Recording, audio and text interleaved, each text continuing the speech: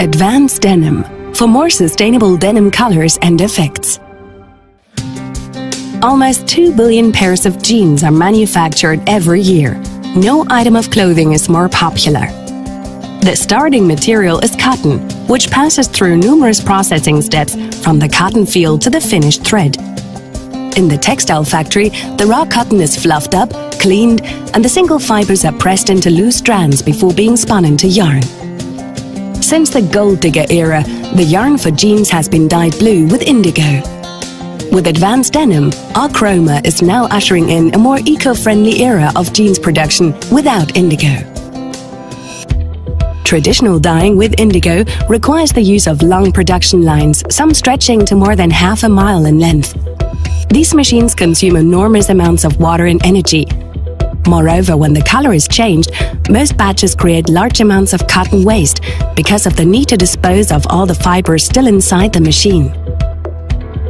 After spinning, up to 4,500 cotton threads are simultaneously pre-wetted, degreased with chemicals, and cleaned in several preparation baths. Now the actual dyeing process begins, with an average of 10 dyeing vats. The yarn fibers are immersed in the first indigo dyeing box.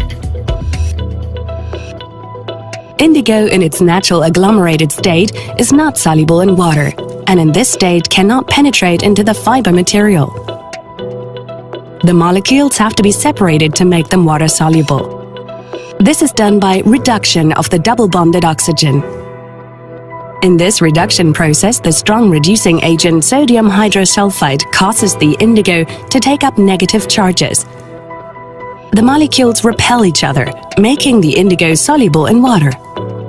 In this process, indigo loses its blue color. It turns yellow. The dissolved and finely dispersed indigo molecules can now settle on the top layer of the cotton fiber. The yarn fibers are then exposed to atmospheric oxygen, which removes the negative charges from the indigo molecule, causing the oxygen groups to return to their original form. In other words, they are oxidized. The indigo molecules turn blue again. The dye is no longer water-soluble and adheres to the fiber. For intensive and uniform dyeing, the cotton has to pass through 6 to 15 consecutive dyeing vats because the fiber absorbs the indigo only very slowly. This process not only consumes vast amounts of energy, but also, and above all, large quantities of water. The next step removes the chemicals previously added for cleaning and reduction, as well as the unbound indigo in several washing boxes. This produces large volumes of colored wastewater contaminated with sulfites, which adversely impact the aquatic ecosystem. The yarn fibers are now dried, and during the sizing process are coated with a film of starch to protect them during the stressful weaving process that follows. The conventional production process involves the use of about 15 to 20 immersion baths, strong reducing agents, and vast amounts of water. This results in a high energy demand, contaminated effluents, and, according to National Geographic magazine, an estimated water consumption of 11,000 liters for each pair of finished jeans. The groundbreaking technology of advanced denim, the new pad sizing ox process, provides savings of up to 92% water, 30% energy, and 87% cotton waste during dyeing and sizing, and generates absolutely no wastewater. Central to the new process is the more eco-friendly R-Chroma generation of concentrated liquid sulfur dyes.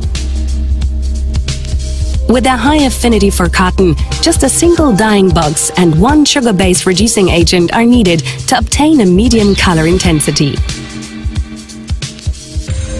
The next step is a combined sizing and oxidation box, in which the dye is fixed and the protective starch layer is applied. All the other working steps are eliminated. In chemical terms, dyeing with sulfur dyes closely resembles the traditional indigo process. But sulfur dyes not only have the oxygen groups, but also sulfur-containing functional groups, known as thiols. In the first step, as with indigo, the dye molecule is reduced, causing it to dissolve in the water and change color. In the oxidation process that follows, the dye is fixed to the fiber via strong ionic bonds, and the final color develops. The sulfur groups can cross-link with each other and can also bond very strongly to the fiber via the fixing agent. This improves the strong color fastness and high abrasion resistance. In contrast to the traditional indigo dye, the jeans keep their appearance unchanged for longer. The typical used look of jeans can only be achieved with a ring effect, with which the dye does not penetrate into the fiber core. Incidentally, why only the single yarn and not the entire fabric is dyed becomes apparent when we consider the type of weaving, which gives denim fabric its characteristic look. The dyed warp threads run lengthwise, and the raw weft threads run transversely across them from side to side. Most of the colored warp threads are visible on the outside, while the white weft threads face inwards. Manufacture is much more sustainable, and the range of colors has been greatly extended, from the classic blue to stylish lilac. Advanced denim